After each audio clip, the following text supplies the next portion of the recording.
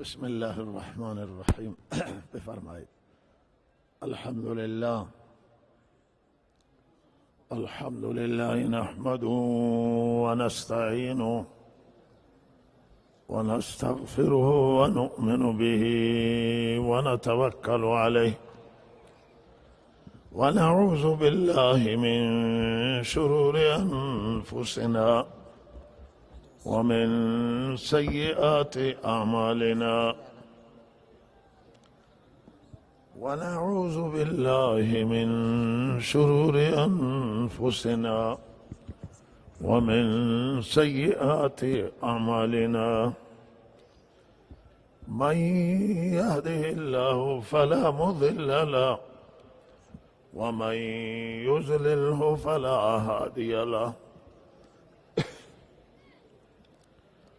وأشهد أن لا إله إلا الله وحده لا شريك له وأشهد أن سيدنا ونبينا ومولانا محمدا عبده ورسوله صلى الله تعالى عليه وعلى آله وصحبه أجمعين. أما بعد فأعوذ بالله من الشيطان الرجيم. بسم الله الرحمن الرحيم.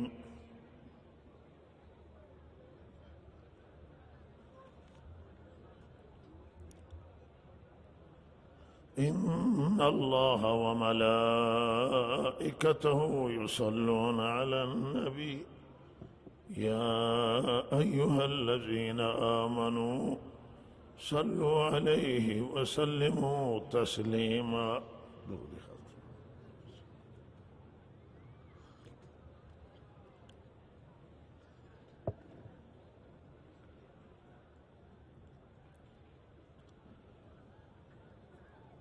رحمت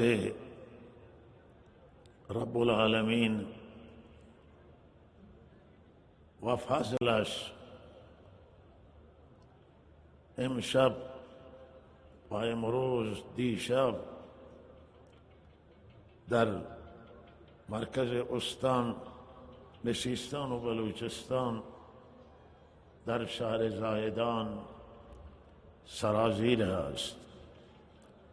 حضور پرشور و حماسی و صمیمی و گرم شما سروران و برادران گرامی و ارجمند، مهمانان بسیار عزیز، سروران و مادران و خواهران، نشان این رحمت است. اعتقاد من بر آن است که شما تشریف نیاورده اید اینجا و همه ما اینجا حاضر نشده ایم، بلکه الله رب العزت همه ما را اینجا آورده است، چرا که اراده و نیت همه ما بستگی دارد به اراده رب العالمین و هر آنچه که الله بخواهد همان می شود. و ما تشاءون الا ان یشاء الله رب العالمین.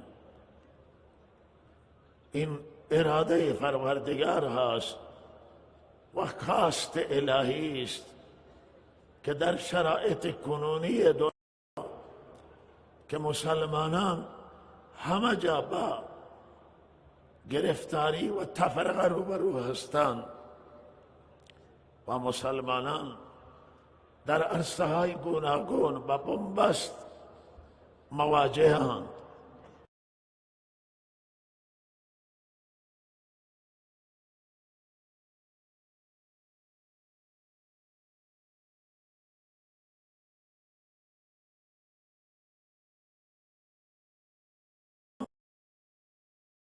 آنان برسه به جهان اسلام برسد، به بشریت برسه، به انسانیت برسد، که راهگشا باشه، راهکار باشه و راهنما باشد.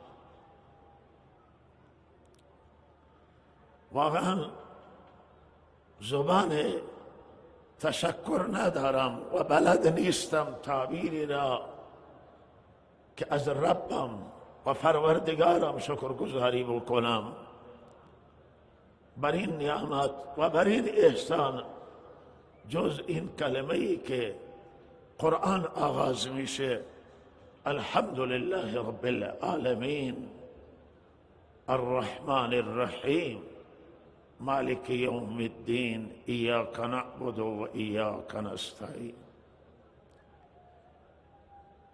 خدا را به زبان ثنا نداریم در واقع که شکرش را بتوانیم ادا بکنیم، عاجزیم از شکرش، مگر خود رب العالمین به ما توفیق شکر عنایت کنه و ما را موفق به شکرش بگرداند. درماندگی و عاجزی و ناتوانی من را بر این نعمت به بارگاه رب العالمین اقرار میکنیم و زبان تشکر از شما مردم عزیزم نداریم. با چه زبانی از شما مردم عزیز، از علمای اعزا و علمای کرام شیعه و سنی و از شما مردم فرهیخته، دانشگاهیان، فرهنگیان، از نمایندگان محترم مجلس و از مسئولین امر و از همه طبقات، از مادران و خواهران، زنانی که از دور و نزدیک تشریف آوردند و مشکلات تحمل کردند اینجا و در سفر، و شما مردم عزیز، واقعا زبان تشکر نیست، ندارم و به جز اینکه عذرخواهی بکنم از شما برای اینکه نمیتونم شکر شما را ادا بکنم و از شما قدردانی بکنم. ما نتوانستیم شما را به اون جایگاهی که شما دارید، حرمتی که، احترامی که شما دارید و بعد برای ما که بی زبانیم، محترمید، شما را نتوانستیم به جایگاهتون قرار بدیم و حرمت شما را ادا بکنیم، و لحاظ از این رو از شما پوزش می طلبیم و از شما معافی می طلبیم. و بنده در سخن آخرم مجدد به تشکر مقدار با تفصیل بیشتر از بزرگان که در این جلسه حاضرم دارم و انشاءالله خدمت شما عرض خواهم کرد و این شکر اجمالی است و مطالبه هم خدمت شما در پایان بیان میشه. اما سخن اول و حرف اول که ما برای آن جمع شده ایم و اینجا گرد هم آمده ایم، عزیزان من، آن است که اجازه بدهید قبل از این عرض یک دو جمله دعا کنم و آن هست دعام که از رب العالمین و از پروردگار من درخواست دارم تا از همه کوتاهی های ما و از همه تقصیرات، با همین تقصیراتی که ما داریم، با همین ضعفی که در نیت ما هست، در اخلاص ما هست، در عمل کرد ما هست، ما را در این مجلس و جلسه، همه اهل این مجلس و اهل جلسه را الله مورد نظر رحمت خود قرار بده، به ما نگاه رحمتی بکنه. پروردگارا به ما بنگر و از گوشه از نگاه رحمتت را متوجه ما کن و دریمون بیاب ما را دریا پروردگارا.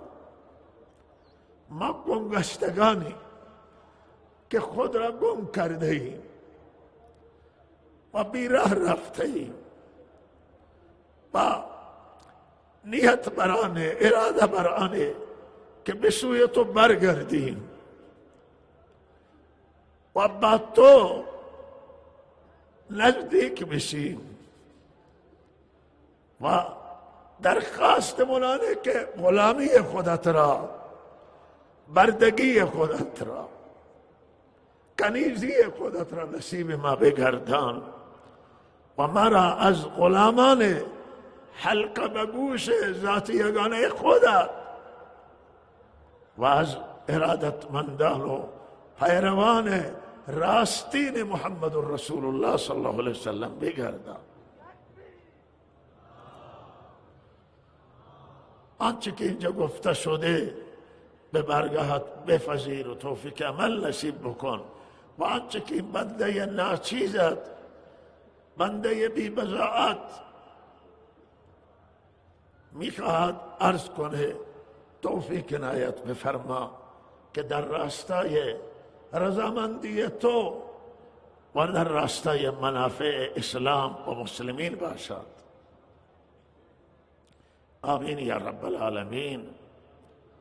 سروران گرامی،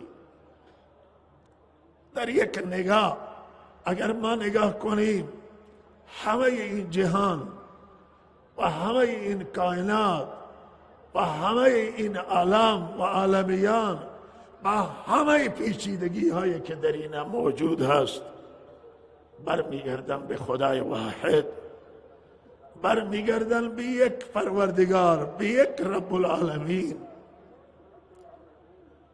این پیچیدگی هایی که عقلای جهان را حیران قرار داده است، حیران کرده، اندیشمندان و دانشمندان و دانشگاهیان و حوزویان و صاحبان عقل و فرهیختگان عرفا و ماهرین و کارشناسان حیرانند در پیچیدگی خلقت تو، در لطافت صنعت تو، در استحکام صنعتت.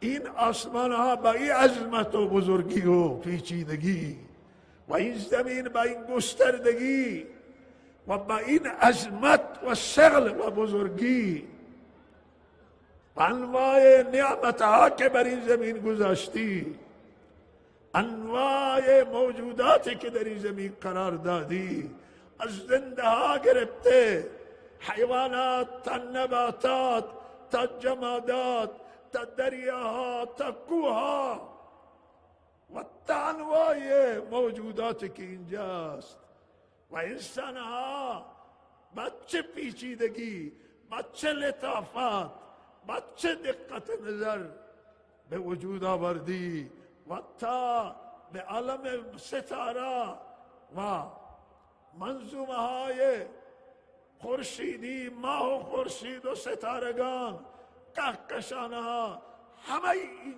موجودات و فرشتگان بریم و همه اینها را با لطافت، با دقت، با علم، با حکمت، با قدرت خودت به وجود آوردی. همه اینها برمیگردن به تو، چرا که تو خالقی، خالق واحد و لا شریکی، دیگه خالق وجود نداره، تنها توی مالک، دیگه مالک نه، مالک الملک توی. اگر دیگران مالکن مجازیان، اما تو مالک حقیقی و همه چیز ملک توی و تو رازقی، همه را روزی میدی. و اگر دیگران به دیگران رزق نسبت مجازیه، دیگران مجازن، اما تو واقعیت هستی و تو حقیقتی و تو حقی. همه جهان برمیگرده به ذات یگانه تو، همه ما از آن توییم، ملک تو، مال تو و تو حق تصرف داری در ما به هر نحوی که بخواهی تصرف کنی. و پروردگارا همه بندگان نسبت به تو معرفت دارند با دیدن همین جهان هستی و جهان خلقت صنعت تو را میبینند، ایجادات تو را میبینند، آیات تکوینی تو را میبینند، آیات تشریعی و آیات کتاب تو را میبینند. همه با تو شناخت دارند و اما همه در شناخت مساوی نیستند. بعض تو را کمتر میشناسند و بعض تو را بیشتر میشناسند. همه در عرفان، همه در علم، همه در شناخت تو برابر نیستند.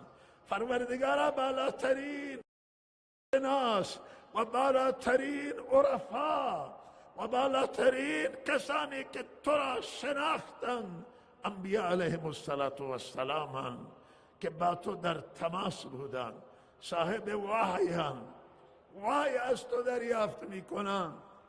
بالاترین حکمت و بالاترین معرفت به ذات یگانه تو انبیاء دارند که به سوی تو راهنمایی میکنند که چگونه تو را بشناسیم و چگونه در راستای خواسته های تو و در راستای بندگی تو رسیدن به تو.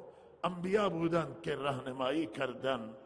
در رأس این انبیاء علیهم السلام خاتم النبیین، رحمت للعالمین، حبیب تو و خلیل تو آقای ما محمد رسول الله صلی الله علیه و سلم است که فرمودن انا اعلمکم به و انا اتقاکم بالله و انا اعلمکم بالله.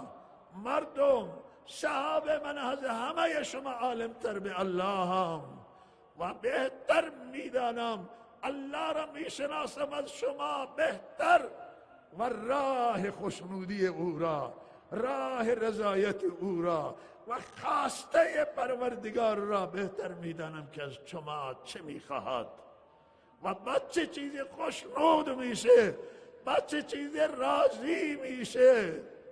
و من از همه شما پرهیزگارترم که بهتر میدانم چه چیزی در راستای تقوای، چه چیزی در راستای پرهیزگاریه. ممکنه شما دچار اشتباه بشید، آنچه که رضایت الله نیست شما برید، آن چیزی که تقوا نیست شما انجام بدید.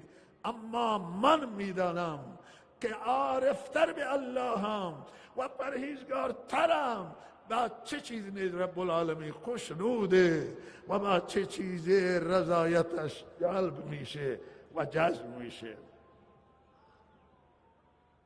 این سخنانا زمان رحمت للعالمین ایراد کردن که بعض صحابه مراجعه کردن به خانه های آن حضرت صلی الله علیه و سلم و عرض کردن که ما عبادت آن حضرت را پرسیدن و وقتی که آن حضرت عبادتش را بیان کردن، بعضی گفته که این عبادت کمه به اون چیزی که ما نیت کردیم، ولی آن حضرت صلی الله علیه و سلم معصومان، بنده مکرم خدا، ما باید بیشتر عبادت کنیم. یکی گفت من شب نمی خوابم و تمام شبها را عبادت می کنم. یکی دیگه گفت ازدواج کنه و تمام زندگیش را به عبادت می گذراند. و کسی گفت که روز نمی خوره و تمام روزهای زندگیش را روزه می گیره. می خسته افراط کنن در عبادت. آن حضرت فرمودن نه، رضایت الله در این نیست که افراط بشه یا تفریط بشه. مسیر رحمت للعالمین، مسیر دین اسلام مسیر اعتدال. اسلام دین وسط، دین میانه، دین بهترین دینه. نه در اسلام سختی سخته، خشکی خشکه، و نه در اسلام تفریط و سستی و کوتاهی و بیحالی است. اسلام دین میانه، افضل ترین دین، بهترین دین. همه خوبی های ادیان سماوی در دین اسلام موجودند. همه خوبی ها در قرآن موجودن، همه خوبی ها و سیرت های خوب و سنت های خوب و روش های محبوبانه در روش و سیرت رحمت للعالمین موجودن.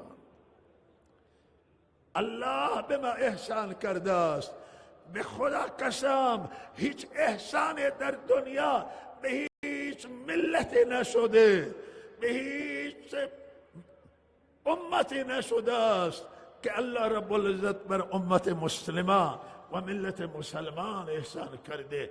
چنان دین پویا، چنان دین روشن، چنان دین بسیار بسیار زیبا به ما الله تعالی عنایت کرده، راهش را الله به ما نشان داده. الله رب العزت به وسیله رحمت للعالمین مشخص کرده که الله به چه چیزی راضی میشه. دین اسلام که دو بخشه، ما میشه تقسیم کرد، یک بخش از باب انجام دادنیان، فرایزن، واجباتن، سننن، مستحباتن که ما باید اونا را انجام بدیم، و یک بخش منهیاتن، محرماتن که دین اسلام آنها را حرام قرار داده.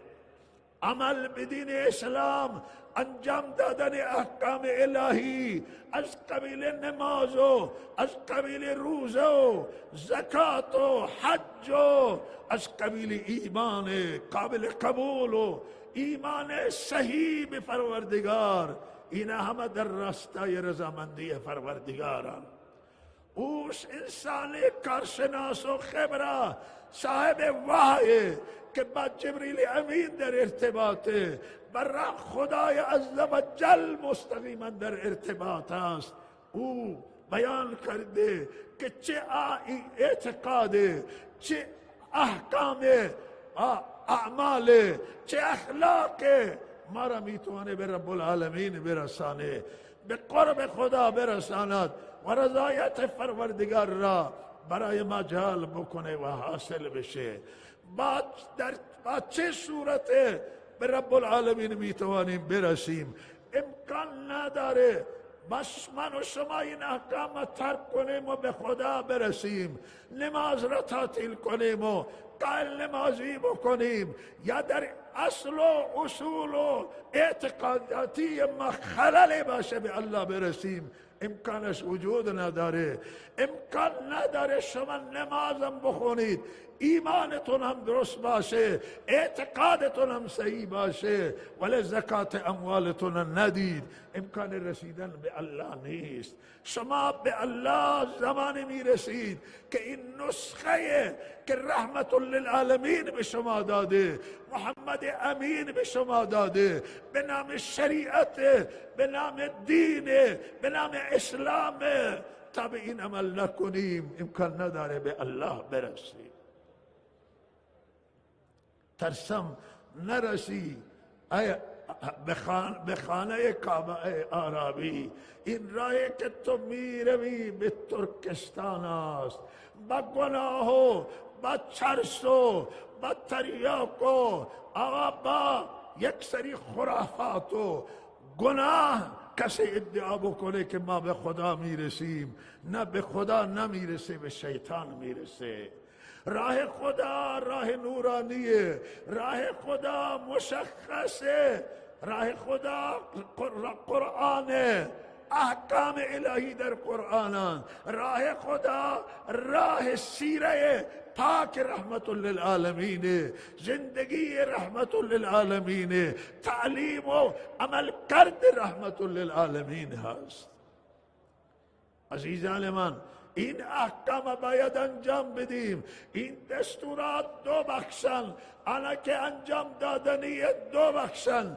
حقوق الله، مال الله حق خدایه، و حقوق الناس، حق مردم هم سنگینه، حقوق والدینه. چقدر قرآن تاکید داره، رحمت للعالمین تاکید داره به حق والدین.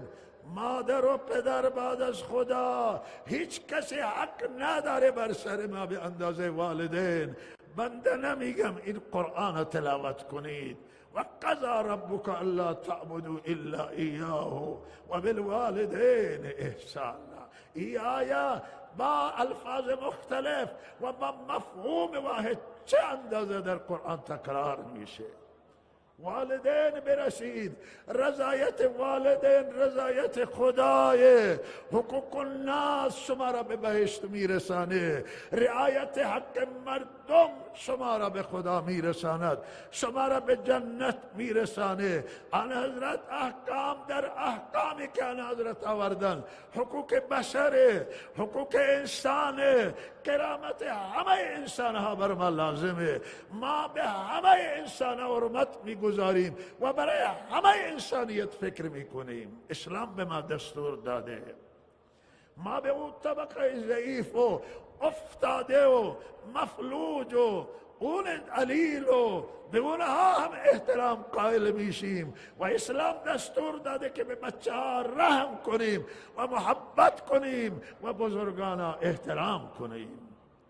این تعلیم شما را به جای دیگر نمیرسه. این تعلیم در دانشگاه های اروپا و امریکا و چین و روسیه و دانشگاه های دنیا و مراکز فرهنگی و مراکز ثقافی ملت ها شما را به خدا قسم نمیرسه که شما را به الله برسانه، شما را پاک کنه و شما را به قرب خدا نائل بگردانه. این در مرکز فرهنگی محمد رسول الله، در مرکز فرهنگی و تمدن شما را دین اسلام میرسه. این چه احکام زیبان، حقوق انسان، حق همسایه، حق رشته‌داران و خویشاوندان، حق اولاد، حق مادر و پدر، حق همسر و زن و شوهر، همه حقوقی هستند که واجباً اینها را اسلام تاکید کرده و توصیه کرده و واضح و روشن بیان کرده. تا این حقوق شما رعایت نکنید به خدا نمیرسید. باید حقوق الله رعایت بشه، باید حقوق العباد رعایت بشه تا من و شما به الله برسیم. و این عزیزان من، اینها حقوق بسیار سنگینند و همچنان عزیزان من منهیاتن و محرماتن، آنچه که اسلام او را حرام قرار داده است، چیزهایی هستند که هر عاقل اگر فکر بکنه و بیندیشه متوجه میشه که همه حکیمانه، همه به جای، همه درست و صحیح. اسلام به صداقت امر کرده، به امانت داری چه اندازه اینا برجستان. اسلام به حیا امر کرده و حیا را شعبه بزرگ از ایمان قرار داده. حیا تاثیر گذاره، حیا مهمه، حیا نگاه دارنده انسانی از نافرمانی، از گناه، از ضایع کردن حقوق خدا و حقوق بندگان. اسلام منع کرده از دروغ و از درنگی و از نفاق و از دو زبانی و دو چهره‌ای و اسلام از اینها منع کرده. از زنا و فحشا و فساد و انواع گناه منع کرده است. از آبروی ریزی مسلمان، از مال مردم و از آبروی مردم و خون مردم اسلام حرام قرار داده است. اسلام ربا و رشوه و اخاذی و سوء استفاده از بیت المال و سوء استفاده از همه امکانات دیگران، اسلام اینها را حرام قرار داده است. این حرامن، آنچه که اسلام حرام قرار داده همه اینا حکیمانه، همه اینا به نفع و رعایت کردن. اگر رعایت نکنیم این حرمت ها را، راه محمد رسول الله را نبردیم و بر راهنمایان حضرت عمل نکردیم و رسیدگی به الله، رسیدن به الله مشکله.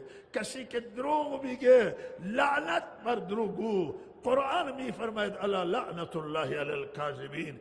بس دروغگویان خدا، لعنت خدا. دروغگو به الله نمیرسه، خائن به الله نمیرسه. و کسی که کار حرام انجام میده، کسی که مقررات خدا را میشکنه، این به الله نمیرسه. محرمات و منهیات آنچه که نهی شده باید مسلمان پرهیز بکنه. تقوا یعنی همینه. و من انا اتقاکم لله، من از همه شما برای الله پرهیزگارترم. یعنی تمام اوامر الهی و دستورات خدا را مراعات میکنم، از همه محرمات آن حضرت پرهیز میکرد. این دینه که آن حضرت آوردن دین کامله، در تمام زمینه ها این دین برای شما راهنمایی داره. این اگر در راههای مختلف و همه نیازات بشری و زندگی 24 ساعت در تمام زندگی و شؤونات و نیازهای زندگی شما را راهنمایی میکنه که مراسم عروسیتون باید چگونه باشه و شما مراسم وفات و کفن و دفن شما چگونه باشه و همه مراسمات اسلام مشخص کرده. آن حضرت به تعلیم زیبایی برای شما واضح ساخته است. شما زندگیتون تنها و تنها راه اینه که به اسلام برگرده.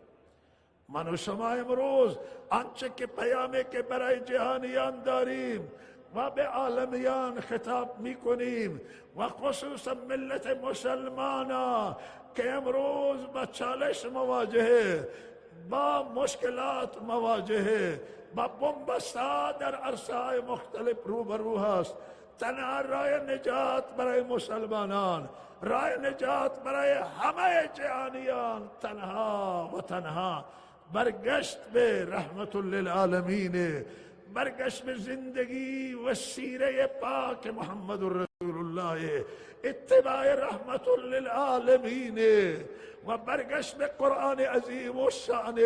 این کتابه که معجزه تا قیامت و در هر زمان معجزه قرن و کتابه که 1400 سال دنیا را به مبارزه طلبیده است که شما اگر من قبول ندارید مثل من کتابی بیاورید 10 آیه از قرآن، 10 سوره یا یک سوره از قرآن عظیم الشان به اندازه سوره فتح، سوره کوچک فتح یا اخلاص یا کوثر یا عصر، شما مانند این بیاورید. دنیا عاجزه، دنیای توانمند و باسواد، دنیایی که سرشار از ادبیات و ماهر به ادبیات عرب و عرب ها همه عاجز بودن در گذشته و حال و آینده کسی نمیتواند مانند قرآن یک سوره عرضه بکند.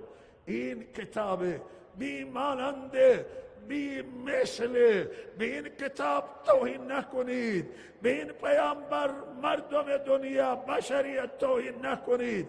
به خدا قسم او خدایی که جان همه ما در دست اوست.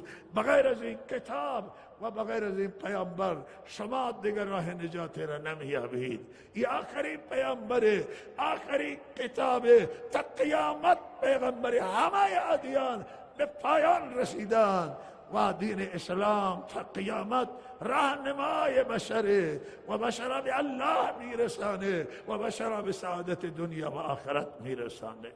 به خدا قسم اگر شرق و غرب، جنوب و شمال، همه مردم این قره خاکی که بخواهند نجات بخواهند به الله برسند، بخواهند به قرب خدا برسند، بخواهند به نجات برسند، بغیر از راه رحمت للعالمین و هدایت محمد رسول الله صلی الله علیه وسلم و هدایت قرآن و بغیر از راه احکام دین اسلام نمیتوانند به الله برسند. این دین به نفعه، این دین به خیره، این دین افراط نیست، تندروی نیست و این دین بیانه، دین اعتداله، دین معتدل، دین نجات بخش، دینی که نه زیاد سخته و نه زیاد آسانه، میانه، به اندازه ایست که انسان به راحتی میتونه انجام بده. انقدر اجر است و انقدر ثوابه و انقدر پاداش و رضامندی الله است که اگر کمترین سختی است آسان میشه. مردم دنیا، ملت مسلمان، راه نجات راه قرآن است، راه نجات سیره مبارکه رحمت للعالمین، راه نجات توبه، راه نجات برگشته. هر ملتی که از اصلش فاصله بگیره با چالش روبرو میشه، هر ملتی که از فرهنگش جدا بشه با ذلت گرفتار میشه وقتی او فرهنگ صحیح و درست باشه. هر ملتی که عزیزان من از دینش فاصله بگیره، دینی که او دین حق و واقعی باشه، او عزیزان من با چالش روبرو میشه. من و شما امروز با چالش روبرو ملت مسلمان. تنها راه برگشت به عصر صحابه، عصر حضرت رسول صلی الله علیه و سلم، برگشت به صحابه و اهل بیت نبی صلی الله علیه و سلم، برگشت به راه اسلاف و بزرگان. ما برگردیم به راه اونها و توبه کنیم و رضایت پروردگار بگیریم و بینمان و بین رب العالمین اصلاح کنیم. این راه نجات من و شماه. عزیزان من، هر کسی شما را غیر از این راهنمایی بکنه، هر حزب، هر انجمن، و شما نمیتوانید، مشکلتون حل نمیشه. مشکل جهان اسلام قرآن حل میکنه، مشکل جهان اسلام محمد رسول الله حل میکنه و تعلیم زیبای آن حضرات و برگشت به دین. امروز مسلمانان غرق در گناهان، ما مسلمانان غرق در کاهل نمازیم، مسلمانان غرق در ندادن زکات نمیدن، روزه را خوب نمیگیرن، از دین فاصله دارن، نامشون مسلمانه اما اخلاق مسلمانی نیست، اما عمل کرد مسلمانی نیست، اما راه و رسم مسلمانی نیست. ولهذا مسلمان امروز انتظار داره که فرشتگان بدر نازل بشن، فرشته و تو امدادهای غیبی خدا که در حنین آمد نازل بشه. و امروز مسلمانان انتظار دارن که الله به صحنه بیاید و مسلمانان به فیروزی برساند. اما مسلمان تو توبه نکردی، تو اظهار ندامت نکردی، تو بر نگشتی، تو پشیمان نیستی. چگونه انتظار داری که فرشتگان امداد خدا، فرشتگان رحمت الهی بیایند و نزول بکنند؟ ما باید تغییر بدیم زندگیمون را، ما باید برگردیم، ما باید فکر کنیم و ما باید عزیزان من توبه کنیم و به سوی الله رجوع بکنیم. ملت مسلمان، راه برگشت برای شما موجوده. اگر برگردید الله هم بر میگرده. این عدتم عدنا.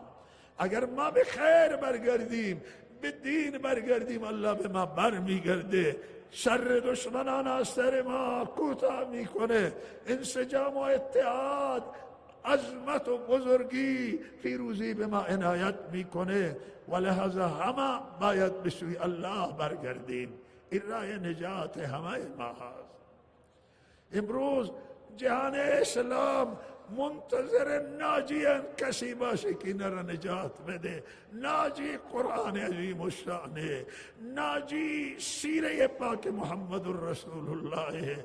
افسوس که ما در کنار دریا، ما تشنه لبانیم، آب در کوزه و ما تشنه لبانیم.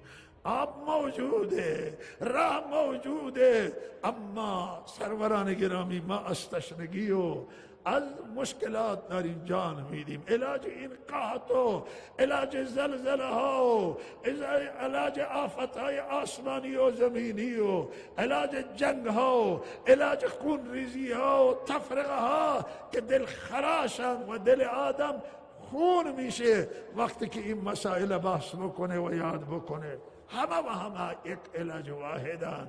همین علاجه که به الله برگردیم، به سوی رب العالمین برگردیم. و ما همه جهانا فرا میخوانیم به یک مغولا این مقوله مهمه و اون مقوله اجرای عدالت هست که یکی از فرایض مهم در دین اسلام. بعضی از فرق اسلامی حتی او را اصول دینم قرار داده و بعضی دیگر میگه یک رکن از ارکان اعظم دین. نزدیکنی هر دو صحبت با هم. عدالت اجرای عدالت دستور اللهه. الله هیچ چیزی را اینقدر دوست نداره که اخلاق حسنه را دوست داره. الله هیچ چیزی را اینقدر دوست نداره که اجرای عدالت را دوست داره. این نکته قابل توجهه که پیشرفت اسلام و ترقی اسلام و اینکه دلها را در دنیا تسخیر کرده با اخلاق نیک بوده، نه با شمشیر بوده، با اخلاق حسنه بوده، با اخلاق زیبا بوده و با اجرای عدالت بوده، با اجرای انصاف بوده. صداقت مسلمانان، امانتداری مسلمانان که از باب اخلاقان و اخلاقیاتان، امانتداری مسلمانان، حیای مسلمانان، غیرت مسلمانان، ننگ مسلمان دنیا را توانسته متحول بکنه که از باب اخلاقیات. عزیزان من، اینها مهمان. دنیا اگر امروز امنیت میخواهد، دنیا اگر میخواد مبارزه با افراطگرایی بکنه، مبارزه با تروریسم بکنه، اگر دنیا میخواد امروز مبارزه برای امنیت بکنه، امنیت بدون عدالت امکان پذیر نیست. باید عدالت را اجرا بکنه، باید از راه گفتمان وارد بشه. جنگ راه حل نیست، بلکه گفتمان و اجرای عدالت و شنیدن حرف دیگران و شنیدن اونایی که میگه حق ما ضایع شده، ادعای مظلومیت دارن. باید دنیا با مذاکره، با حرف و گفتمان بشینه تا مشکلات حل بکنه. حل مشکلات افغانستان و حل مشکلات فلسطین و حل مشکلات خاورمیانه و یمن و حل همه مشکلات های دنیا برمیگرده به گفتمان، برمیگرده به مذاکره، برمیگرده به اجرای عدالت، برمیگرده به رعایت کردن حقوق اقلیت های قومی و اقلیت های دینی و اقلیت های مذهبی. تنها راه حل. اگر امروز قدرت ها میخواهند دنیا امن باشه، از وتوی خودشون کار نگیرن که وتو یک حرف ظالمانه است و راه عدالت تا جلو میگیره. بسیاری اوقات وتوی آخری امریکا در رابطه با مردم غزه که مورد بمباری در راهپیمایی قرار گرفتن، یک حرف خلاف منطق بود و برخلاف عدالت بود و این نوع وتوها همه اینها خلافند و لحاظا بجای وتو باید بیاین حرف مظلومان فلسطین گوش کنن و حق فلسطینی ها را بدن. بیاین مردم ملت افغانستان که همه افغانان، هر دو طرف افغانان، با هم گفتمان داشته باشن، با گفتمان مسائلشون حل بکنن. مردم عراق و مردم سوریه و مردم یمن باید با هم بشینند و حقوق همه اقوام و مذاهب و ادیان را رعایت کنند و دولت‌های مشترک و فراگیر تشکیل بدن تا بتوانند مشکلات حل کرد. مشکلات با بمباران و حمله شیمیایی که اخیراً انجام گرفته بود در سوریه و بسیار دردآور بود، یا حمله به حافظان قرآن در قندوز و اینا مشکل حل نمی کنه، اینا دردها را بیشتر میکنه، فاصله ها را بیشتر میکنه و چالش ها را بیشتر میکنه. باید همه بیایند بر سر عقل و بر سر عدالت و بشیرد مسائل حل بکنن. ما برای جهانیان این پیشنهاد داریم که شما از راه گفتمان، از راه مذاکره بیایید. چرا امروز سران کشورهای اسلامی نمیتوانند با هم بشینند؟ دشمن اینا را فاصله داده و برای منافع خودشون میخوان کشور را درگیر بکنن، میخوان ملت را به جان هم بیاندازن تا بهره ببرند و منافع ببرند برای سیاست های خودشون و منافع خودشون. ملت مسلمان باید بیدار باشه. سران کشورهای اسلامی نباید با تعبیر تند یک دیگر را یاد کنند، بلکه تعبیر ملایم باشه و نرم باشه و با هم بشینند و رابطه برقرار بکنند و با گفتمان باید مسائل حل بکنند.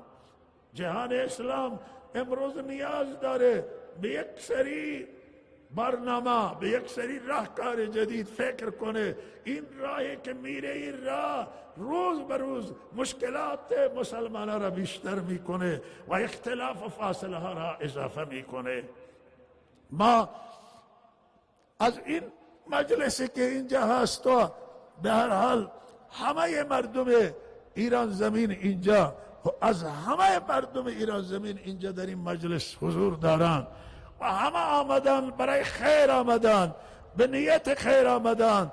از اینجا ما عرض میکنیم به مسئولان نظام جمهوری اسلامی، به مسئولان خودمون که امروز اولی سخن ما با مردم خود اهل سنت هست که الحمدلله امروز شما در دل مردم ایران جا پیدا کردید.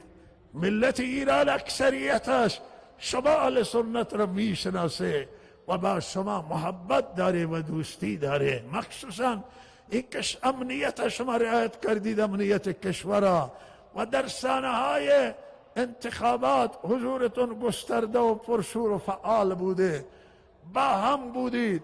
شما در 8 سال دفاع مقدس جانانه فداکاری دادید و شما حضورتون فعال بوده و شما دست به دست بیگانگان ندادید، کشور و مرزها را به کسی نفروختید و برای تمامیت ارضی کشور و امنیت کشورتون تلاش کردید در حد توانتون.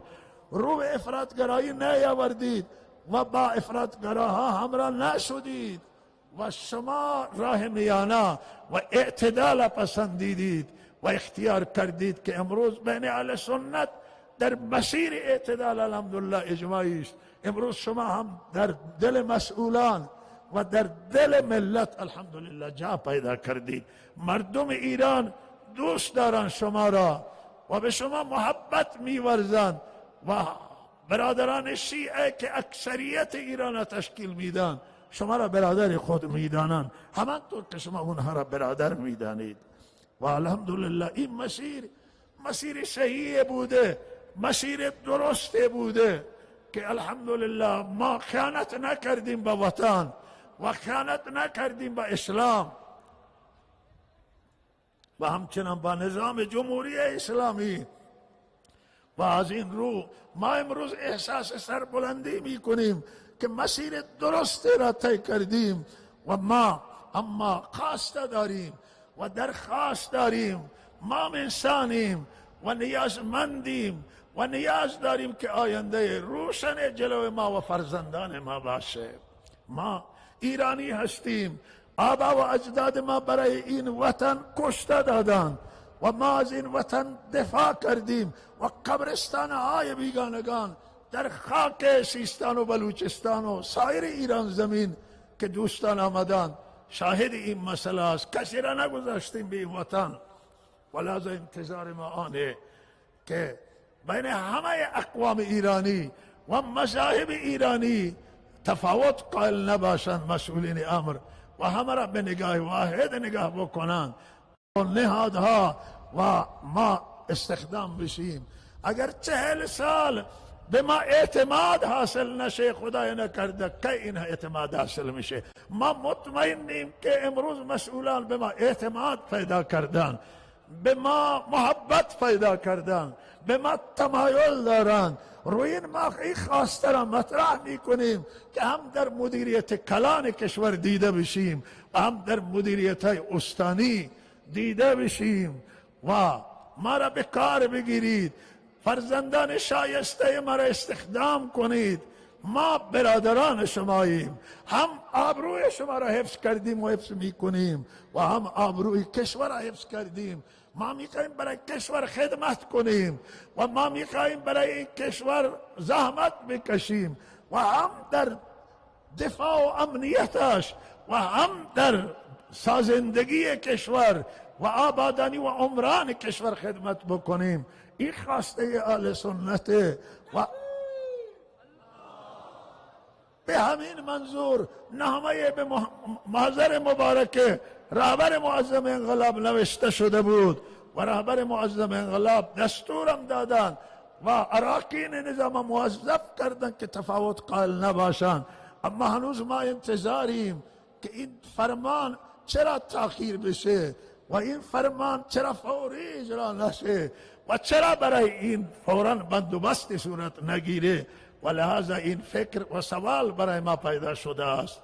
ما امیدواریم که هم دولت تدبیر و امید بجنبه و به این اندازه که فعلا آمده جلو. هنوز مردم قانع نیستن، هنوز راضی نیستن، مردم گلایه مندن و میخواهند که هم ریاست محترم جمهور و دولت تدبیر و امید بیشتر تلاش کنه، بیشتر فکر کنه.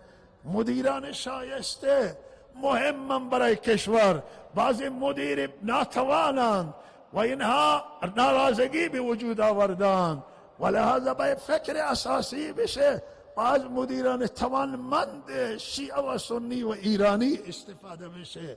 مدیرانی که ناتوانند، توانمند نیستن، روحیه کاری ندارن و برای حق مردم ضایع میشه. درخواست ما اینه که به این مسئله هرچه سریعتر رسیدگی بشه.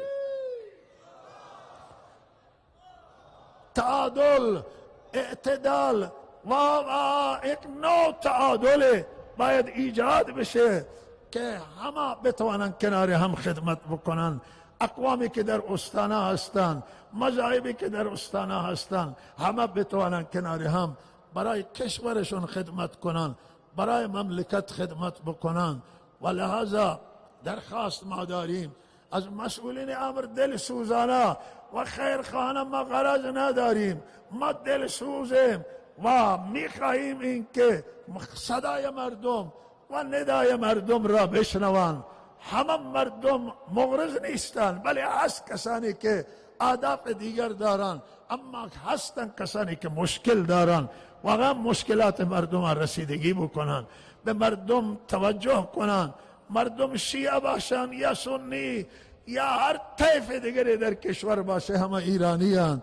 ایرانی ها صدای ایرانی ها را بشنوید و خواسته های به حق و قانونی اونها را رسیدگی بکنید و خواسته های ما در چارچوب شریعت اسلام و در چارچوب قانون هستند و اینا انشالله رسیدگی بشن تا وحدت مستحکم بشه، تا امنیت مستحکم بشه، تا ما با هم بیشتر با هم نزدیک بشیم و با هم گرایشمون بیشتر باشه. این مسائل حیاتیان و مهمان. ما چیزی را که انتخاب کردیم مسیر اعتدال و راه امت واحد است و امر بالمعروف و نهی از منکر و ما خواسته های قانون از طریق قانونی خواسته را پیگیری میکنیم و ما خود را خیرخواه همه مسلمانان میدانیم. ما برای آسیای میانه فکر میکنیم، برای افغانستان فکر میکنیم، برای خاورمیانه فکر میکنیم و اگر چیز دیگه از دست ما نشه، اگر دعای از دست ما میشه، وظیفه ما هست که ما برای دعای خیر بکنیم، برای خیر ملت ایران ما فکر میکنیم. ایام نیروز مسافران ما به همه این عزیزان استان یا اهل سنت که مرزها را دارن بیشتر پیام همین دادیم که ما برای همه ایرانیان باید خدمت بکنیم، احترام بگذاریم، محبت کنیم. برای همه انسان ما محبت میکنیم، باید بکنیم وظیفه ما. ولی مخصوصا هموطنان عزیز ما که ما مشترک دارن با مشترکات شیعه و سنی بسیار زیاده و بالاترین مشترک ما قرآن عظیم الشانه و از سیره حضرت رسول صلی الله علیه و سلم و الحمدلله دین اسلام و احکام اکثرا همه یکی هستند، ولی از ما به مشترک چنگ میزنیم. اختلاف فرقه‌ای و قومی و هر نوع اختلاف ما نادرست میدانیم و از طریق حق ما پیگیری میکنیم. اعتقاد من آنه که جهاد تنها و تنها با اون کسانی است که اشغالگرند و زورگو هستند و حاضر نیستند تن به عدالت بدن، حاضر نیستند با گفتمان مسائل حل بکنند، حرف زور میگویند و حرفشون غیر عادلانه و منطقی، تکبر میکنند و زورگویی دارند و حاضر نیستند که حق مظلوم گوش بکنند. حق جهاد تنها با اون گروه اسلام داشته و داره، و الا با همه غیر مسلمان ها اعتقاد منانه که ما سالم زندگی بکنیم. ما با کسی کاری نداریم تا با ما کاری داشته نباشن با مسلمانان.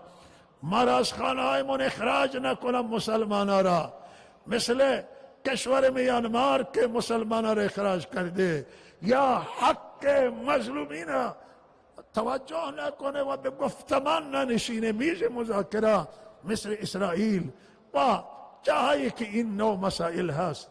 و بقیه تمام دنیا که غیر مسلمانه، ما با هیچ کسی سر جنگ نداریم.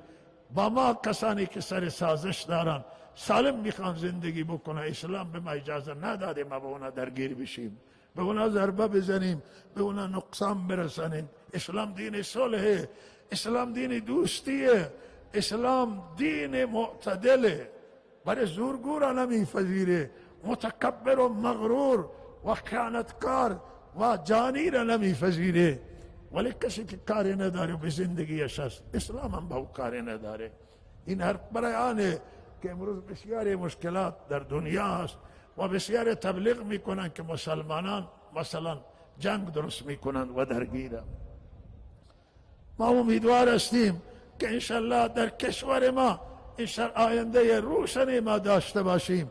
توجه بیشتر مسئولین میخواهیم، مسئولین امر، و ما امیدواریم که روز به روز انشاءالله مشکلات کاسته بشه و با تدبیر بشه و نگاه مسئولین به داخل کشور بیشتر جذب میکنیم، چرا که امروز در داخل کشور مشکلات زیاد شده است. و آخری عرض معانه که به هر حال این دارالعلوم زاهدانی که شما تشریف آوردید و مهمانید، دارالعلوم مکی، این بنیان گذارش حضرت مولانا عبدالعزیز رحمت الله علیه هست و حضرت علامه مولانا عبدالعزیز رحمه الله تعالی یک انسان بسیار عاقل، یک انسان بسیار دوراندیش، یک انسانی که بسیار سعی صدر داشت و دلسوز بود برای همه مسلمانان، انسان خدا ترس، انسان پرهیزگار، انسان پرهیخته، انسان عاقل و عالم، انسان که هم سیاست مدار و هم عالم ربانی بود. کمتر ما دیدیم، ما نمیگیم که نبود، ولی میگیم کمتر این عالم ما دیدیم. واقعا یکی از انسانهای بسیار شایسته و فرهیخته روزگار بود. حضرت علامه مولانا عبدالعزیز رحمت الله علیه اینجا چنان زندگی کرد در زاهدان که روزی که وفات کرد همانطور که اهل سنت برایشان گریه کردن، برادران شیعه گریه کردن و در مرثیه مولانا شعر سرودند. مولانا عبدالعزیز و حضرت حاج آقای کفامیر، هر دو عالم شیعه و سنی با هم کنار هم بسیار خوب زندگی کردند و با هم رابطه دوستانه داشتند و سبب شد که شیعه و سنی با هم نزدیک بشن. روزی که مولانا رفت، این همی غیر مسلمانای زاهدان هم برای حضرت مولانا عزادار شدند که او زمان گفت اگر مشکلاتی بود ما به مولانا مراجعه می کردیم، مشکل ما حل می شد، الان به که مراجعه بکنیم. این مدرسه عزیزان من دستاورد حضرت مولانا هست و بنیان گذارش همون مولاناه. و اگر شما چیزی در این مدرسه می بینید، برکات دعای حضرت مولانا، زاهدان تا عرفات، از زاهدان تا حرمین شریفین برای مدرسه دعا کردند. مدارس بلوچستان اکثرا یادگار همین علمای فریخته که رفتن، مخصوصا حوزه علمیه گوشت که دیروز جلسه اش بود و حضرت مولانا شیخ الحدیث مولانا حسین پور تازه رفتند از دنیا، واقعا یکی از فرهیختگان بودند و از علماء صالح و ربانی بودند که تازه رفتند و هنوز مردم ما از رفتن ایشان و همه عزیزانی که آشنایی دارم متأثرم. و لحاظا درخواست ما آنه که برای این شخصیت برجسته که سبب خیر بود برای همه مسلمان گفته، شیعه عزیز شعر سروده بود که تو هیچ زمانه نگفتی شیعه و سنی، تو همهش گفتی مسلمان. و لحاظا عزیزان من این تأثیراتی بود که عزیزان و ما گفتن. ما دست همه شیعه و سنی را می پشاریم. همه مهمانان از هر جای آمدن، شما عزیز ما هستید، قدم شما بر چشم ما هست.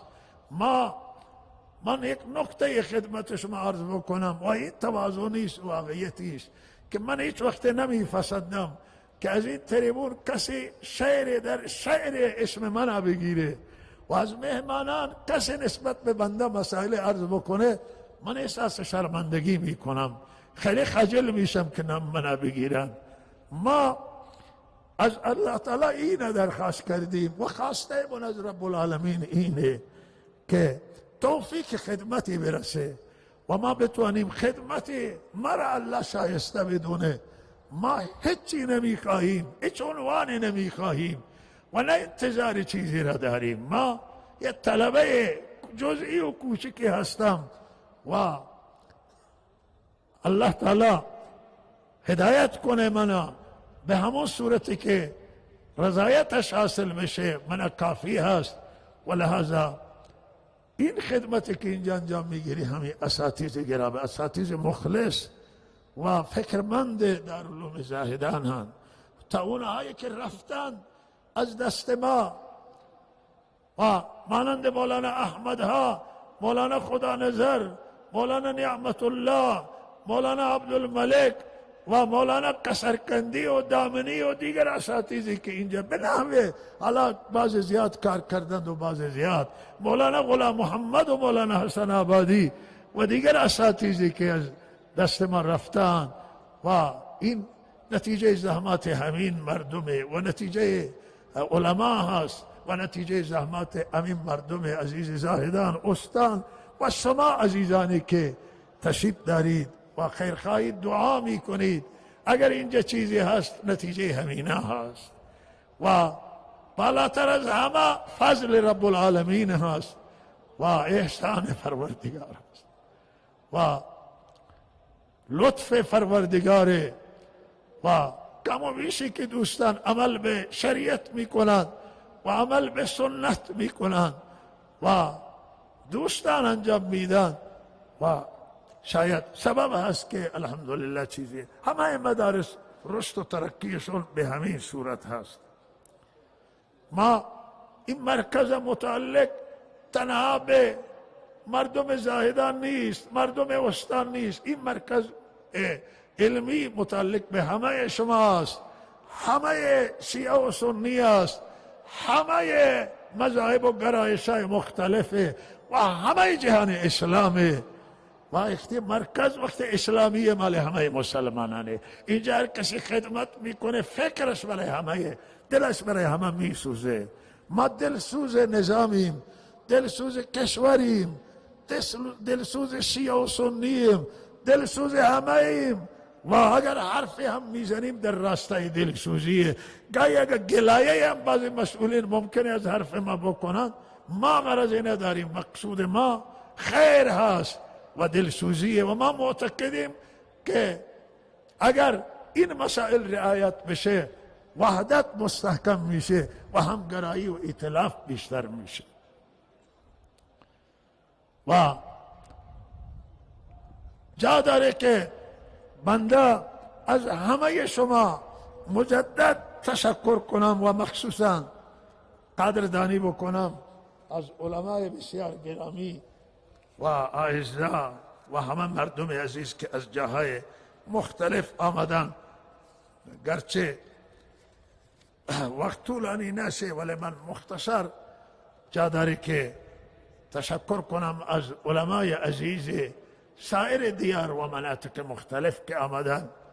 و اگر از خراسان عزیز شروع بکنم، هم خراسان جنوبی و که نزدیکتر هست و خراسان رضوی و خراسان شمالی و گلستان و به هر حال طالس و گیلان و مناطق کرد نشین کشور که عزیزان از همه از رهای دورتر اینجا تشریف آوردن، هم کردستان و هم آذربایجان و هم کرمانشاه و هم بوشهر و هرمزگان و شیراز، فارس و سیستان و بلوچستان و تهران و اصفهان و یزد و کرمان و مشهد و هیچ جای از این شهرها نیست که کم و بیش افراده. حالا اگر 10 نفر آمده، 2 نفر آمده، من ممنون همه شما اهل سنت ایرانی، ممنون همه برادران شیعه ایم که در این محفل و مجلس شرکت کردن.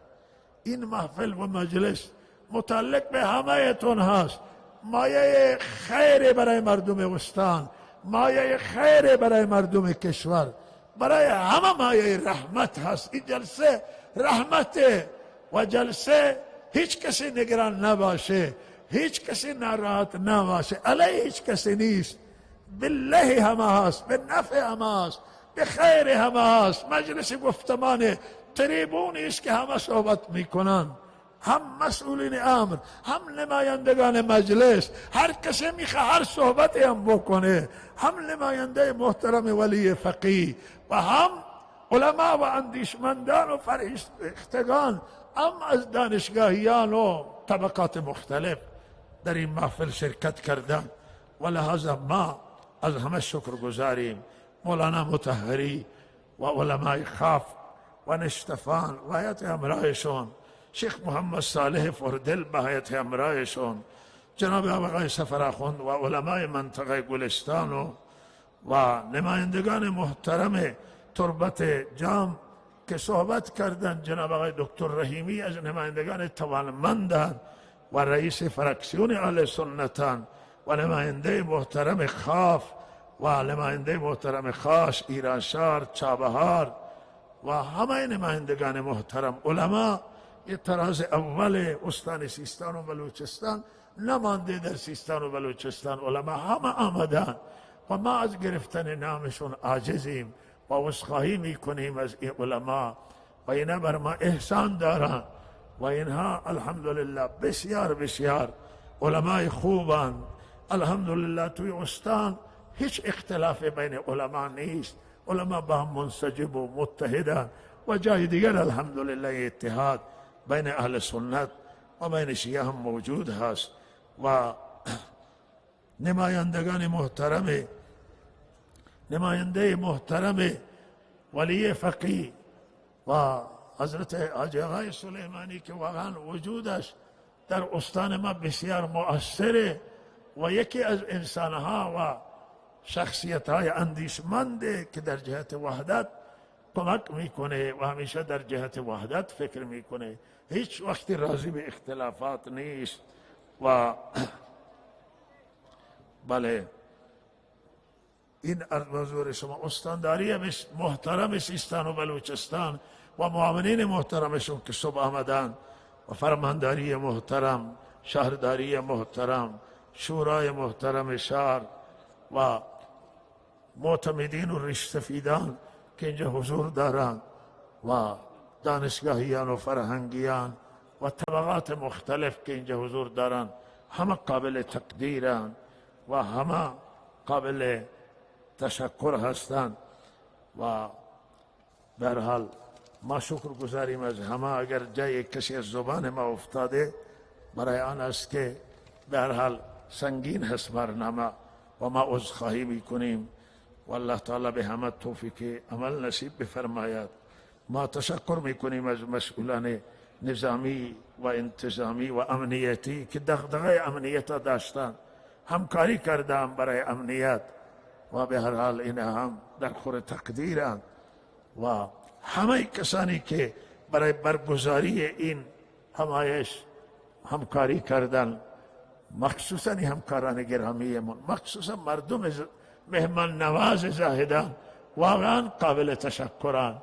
همه این وسایل و امکانات و مواد غذایی و پذیرایی مهمانان همه این هم حاضر کرده. همکاران گرامیمون، مدرسین و کارمندان و همه طبقات و انتظامات و همه که زحمت کشیدن، همه واقعا قابل قدران.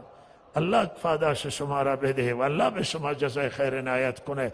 بنده اینجا نبودم، توی همین جلسات فارغ التحصیلی بودم، من هیچ کاری نتوانستم بکنم، این کارا را همین عزیزان انجام دادن. الله اینها را جزای خیر، مخصوصا کسانی که با آتش سر و کار دارن و آشپزی سر و کار دارن، واقعا بیشتر اینها به زحمت افتادن.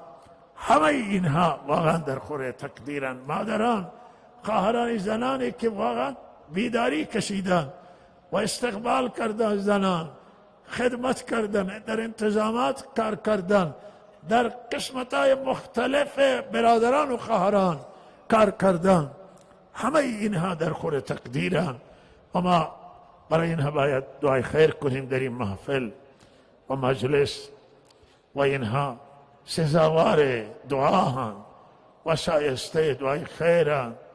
و این مهمانان زنان مسلمان که از کجا کجا آمدن و آب نرسیده یا و امکانات نرسیده، کمبود بوده، ما به کمبود ما اقرار میکنیم، جمعیت سنگینه و شما به بزرگی خودتون ما را ببخشید و ما را معاف کنید و الله توفیق بده ما زندگی منا وقف خدمت شما مردم بگردانیم، علمای شما و برای شما خدمت بکنن. اما ما باید برای اسلام خدمت بکنیم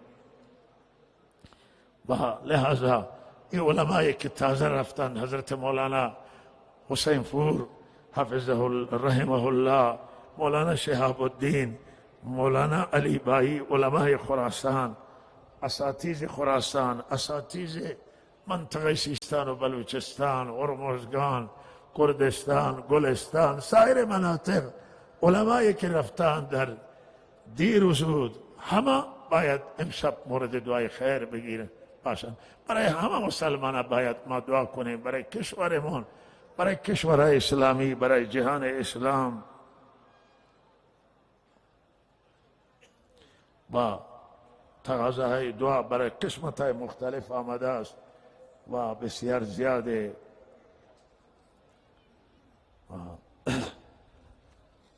لحظه آخری لحظه و نیایش به بارگاه رب العالمین هست که انجام بگیره و عزیزان فرمودن که یادداشت دادن که جناب آقای حسینی سوری رئیس فدراسیون بوکس کشور هم اینجا هستن. خیلی از شخصیت ها هست و ما از همه تشکر میکنیم که اینجا حضور پیدا کردن و برای اینها دعای خیر میکنین.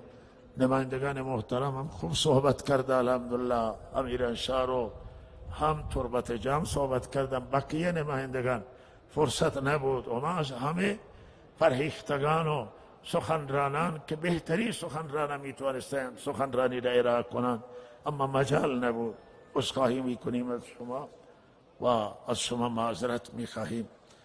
عزیزان من، زندگی دنیا زندگی کوتاهی است، فرصت خیلی مغتنمه و کوتاهه، قبر نزدیکه و حشر نزدیکه و حاضری به درگاه پروردگار نزدیک است. عزیزان، فریب زندگی را نخورید و این زندگی کوتاهه و ما باید آمادگی بکنیم برای ملاقات پروردگار.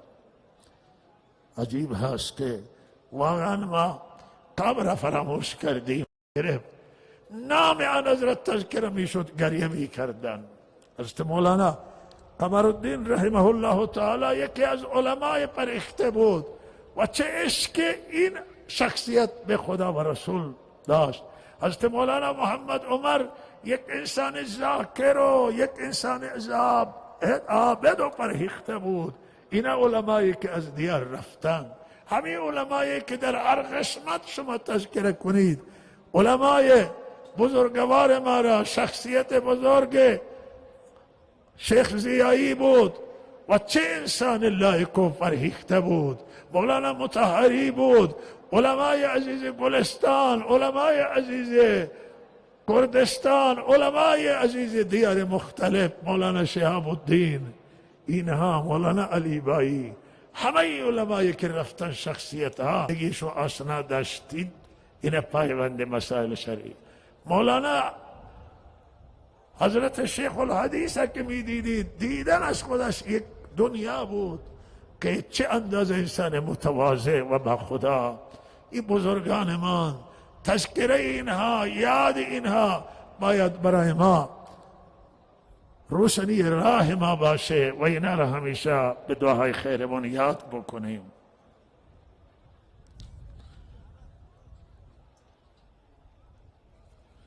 بله، سر پل ذهاب مهمان ما داریم که منطقه زلزله شده هستند و قابل تقدیرم که تشریف آوردن.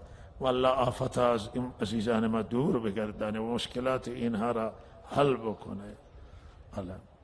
و لہذا چند جمله دعا است. اما قبل از دعا عزیزان درخواستی دارم از شما که انشاءالله عزیزانی که ما انشاءالله امشب اینجا توبه میکنیم، بنده هم توبه میکنم، شما هم توبه بکنید و اولین توبه ما اینه که ما انشاءالله اینجا تصمیم بگیریم که در زندگیمون تغییر ایجاد بکنیم و تمام دستورات الله تعالی را عمل بکنیم و از همه گناه ما پرهیز بکنیم. این توانستن نیست، خواستن توانستنه. این احکام همه قابل عملن و من و شما می توانیم که همه دستورات الله تعالی را عمل بکنیم. عزیزانی که آمدن انشالله نمازها را به پایبندی بخونند، نماز انشالله با جماعت ادا بکنند و پایبند دین و شریعت باشند، همه محرمات هم ترک بکنند، دست بلند بکنند. ماشاءالله. توصیه میکنم خواهرانم را به حفظ پوشش اسلامی، حفظ حجاب اسلامی و لباس اسلامی حیاتیه برای خواهران. خواهران نقششون مهم و حیاتیه در ساختن جامعه، در ساختن هدایت فرزندان. فرزندان هرچه دارند، هرچه ما داریم به مادران و پدران ما برمیگرده. مادر و پدر، مخصوصا مادر نقش داره. شما مادران نقشتون حیاتیه. شما در راستای خدمت به اسلام میتوانید بهترین نقش ارائه بدید و بهترین نقش ایفا بکنید. شما هم ناصر دین خدا باشید، شما هم ناصر دین اسلام باشید و الله تعالی از همه ما کار بگیره و همه ما را توصیه میکنم به این علمایی که فارغ میشن، مولوی ها، خواهران فاضل و حافظان، که تقوا را پیشه بگیرن و پرهیزگاری را پیشه بگیرن و هیچ وقت کار خلاف مرتکب نشوند، پرهیز بکنند و زندگیشون را وقف خدمت دین بکنند. الحمد لله رب العالمین والعاقبة للمتقین والصلاة والسلام على رسوله خير خلقه محمد وآله وصحبه أجمعين. لا إله إلا الله العظيم الحليم، لا إله إلا الله رب العرش العظيم، لا إله إلا الله رب السماوات ورب الأرض رب العرش الكريم. لا إله إلا الله واحدا أحدا صمدا فردا لم يتخذ صاحبة ولا ولدا ولم يكن له كفوا أحد. سبحان الله وبحمده عدد خلقه ورضا نفسه وزنة عرشه ومداد کلماته. پروردگارا میدانیم با چه تسبیح، با چه مدح و ثنای تو را یاد بکنیم. پروردگارا همه خوبی ها، همه زیبایی ها، همه لطف هایی که به جهان شامل جهان به تو برمیگردن. تو صاحب مجدی و تو صاحب ثنایی. همه جهان پیچیده و همه نظام این کائنات به تو برمیگردن. تو رب العالمینی، تو مالک الملکی و تو واحد لا شریکی. به عظمت و بزرگی و وحدانیت تو اقرار میکنی و گردنهای ما در مقابل تو خاضعان و پایینن و در مقابل تو عاجزی میکنیم و درماندگی خود را به بارگاه تو اعلام میکنیم و اعلام وفاداری به تو میکنیم که ما نهایت تلاشمون را بکنیم در جهت رضامندی تو، در جهت فرمانبرداری تو.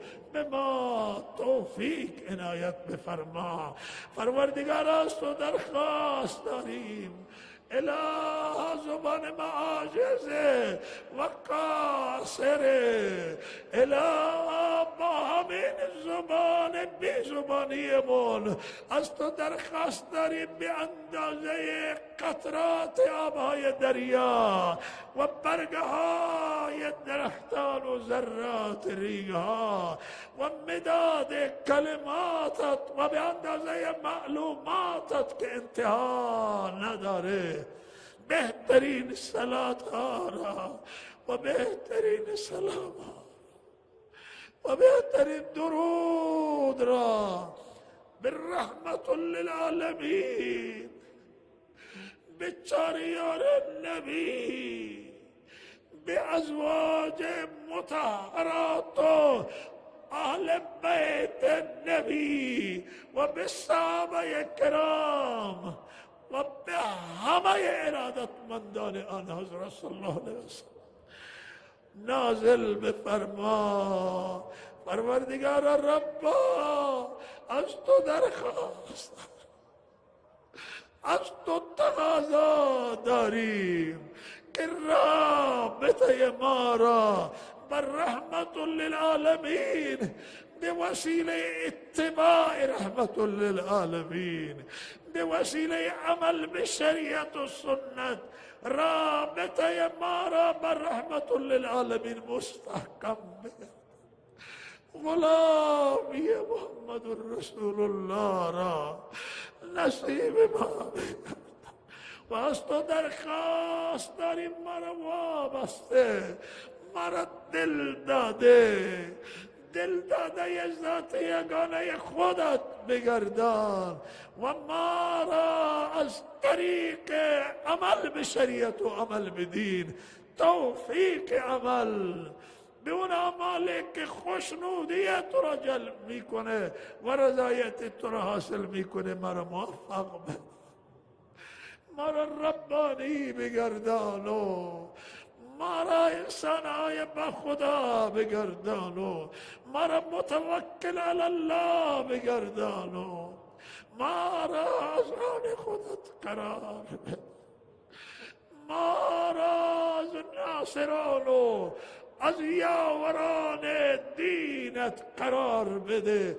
حرکت ما را در جهت رضامندیت بگردان، حرکت ما را در جهت خود قرار بده و ما را از ریاکاری و از تظاهر و از نمود که نوع شرکند ما را حفاظت بفرما. در کردار و رفتار و گفتارمون پروردگارا نجات عنایت فرما، مرا اخلاص عنایت فرما. پروردگارا درخواست داریم از ذات یگانه تو که امشب در این محفل رحمت نازل بفرما و نظر لطف شامل اما گناههای ما را ببخشو، گردنهای ما را از آتش جهنم آزاد بگردان، جنت فردوس را برای ما بنویس، رضامندیت را برای ما مقدر بگردان. پروردگارا ربا درخواست داریم از ذات یگانه که عفو عمومی را شامل حال همه ما و همه مسلمین بگرد. پروردگارا جمیع کسانی که در این جلسه شرکت کردن مهمان تو خدایا، اینها برای تو آمدن، اینها مهمان ذات یگانه تو. ما نتوانستیم از اینها پذیرایی بکنیم، تو از ما و از اینها پذیرایی بگردان. بر رحمتت پذیرایی کن، با مغفرتت پذیرایی کن، با نظر لطفت پذیرایی بکن. مرا امشب شست و شو بده، درون و بیرون ما را از آلودگی های گناه پاک بگردان. قلبای ما را جلا و صفا ببخش و قلبای ما را مملو از ایمان بگردان. پروردگارا رب تو ربی و واحد لا شریکی، شریک نداری، توی تو. پروردگارا رب ما بنده عاجزی، ضعیفیم و نیازمند و محتاجیم به توجه تو، به نظر لطفت، به کرم تو. ما را دریاب بر رحمت داد. جهان اسلام امروز در آتش تفرقه و اختلاف می سوزه، در زیر بمها می سوزه، در زیر آتش های قدرت ها می سوزه. پروردگارا ربا جهان اسلام رسیدگی فرما.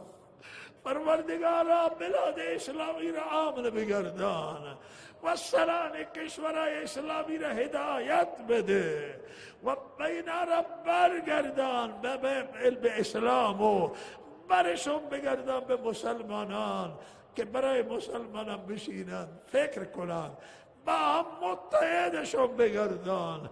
پروردگارا ربا از تو درخواست داریم، پروردگارا دین اسلام را مجدد احیا بگردان و دور ایمان و دور عمل و دور تقوا و دور روشن گذشته را یک بار دیگه تکرار بگردان.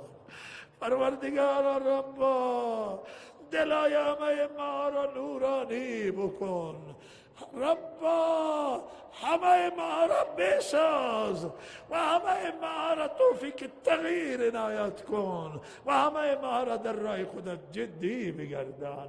پروردگارا ما خیر را برای همه مسلمین میخواهیم، رحمت عام و مغفرت عام و هدایت عام برای جهان اسلام، برای همه ملت های مسلمان، برای همه کشورهای اسلامی و برای همه بشریت از تو خیر و هدایت میخواهیم.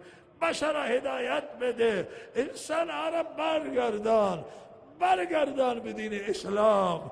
دین اسلام را در همه جا الالم نفوذ بده به دلها و حق را در دل همه ما و همه ایرانیان و همه مسلمانان داخل بگردان. پروردگار یک بار دیگر شاهد یک پارچگی و وحدت امت اسلامی و اله العالمین، یک بار دیگر درخشش اسلام، درخشش دین در جهان راه الله درخواست داریم و همه توطئه‌های دشمنان اسلام درخواست داریم که ناکام بگردان. پروردگار کسانی که علیه دین توطئه میکنند، علیه اسلام نقشه میکشند، پروردگارا نقشه های شوم اونها را به خودشون بگردان. کسانی که مکر میکنند مکر را به خودشون برگردان و ضرر را به خودشون برگردان.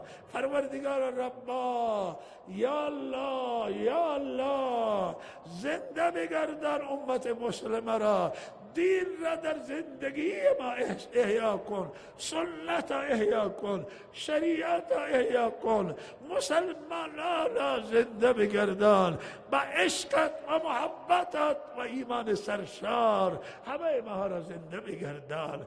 پروردگارا تو ربی و ما بنده ایم، پروردگارا به دربار تو قرار گرفتیم، به مقام سائل ایستادیم، به مقام و جای لا سوال قرار گرفتیم.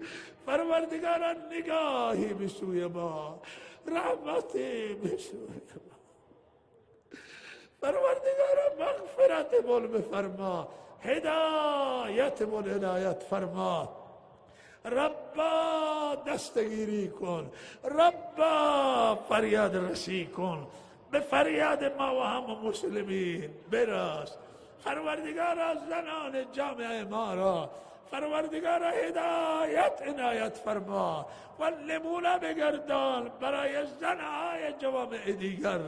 جوانان جامعه ما را فرهیخته بگردان، پریزگار بگردان و نمونه بگردان. اقشار مختلف و طبقات مختلف ما را هدایت عنایت فرما و الگو بگردان. پروردگار همه این جمع حاضر از هر استانه و از هر شهرستانی آمدند، از هر جا خدای رحمتت را آنجا نازل بفرما.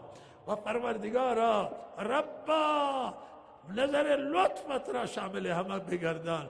پروردگارا قحطا به پایان برسان و درهای رحمت ظاهری و معنوی را باز کن.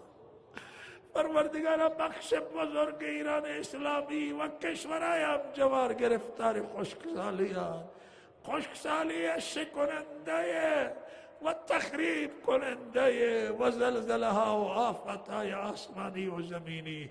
پروردگارا دریاب و درهای رحمتت را باز کن، باران رحمتت را نازل کن، رحمت ظاهری و معنوی و ظاهر و باطنا. پروردگارا سرسبز و آباد بگردان. یا رب یا رب باران رحمتت را نازل بفرما. پروردگارا جمعی عزیزانی که خدمت کردن در هر غالبه، در هر گروه، در هر پوشش خدمت کردند و زحمت کشیدن، جزای خیرشون عنایت فرما. ما توانایی تشکر نداریم پروردگارا، توانایی پاداش دادن نبی عزیزان نداریم.